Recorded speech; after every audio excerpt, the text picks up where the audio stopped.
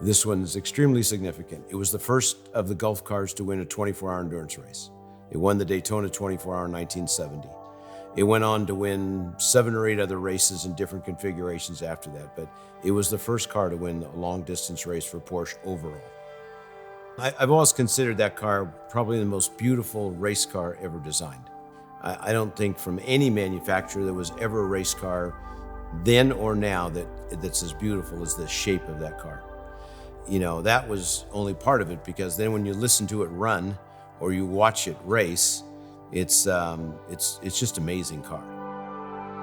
The sound of those flat 12 engines, they have a sound like nothing else. I mean, they make the flat 12 engine normally aspirated as a 600 horsepower car, and it sounds like it has 1,500 horsepower. And you know, I drove one a long time ago before I owned one, and then it was a goal to end up with one. And it's just an amazing car. And this one that we have gets driven. I use it in the historic races, so it gets used pretty good.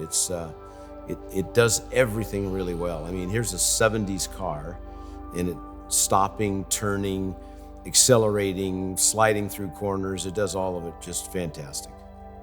That's an era where safety was not considered in how race cars are built. So in that car, you sit in the front row. I mean, you literally are in the very front of the car. Your feet are past the front wheels in the front of the car. So that's the bumper, is your 2 feet. And so you get an incredible view sitting in the front. And just the feel in the car and the response to everything you do, whether it's steering or accelerating or whatever, there's no other experience like it. There really isn't, not even in modern race cars, because this was just raw.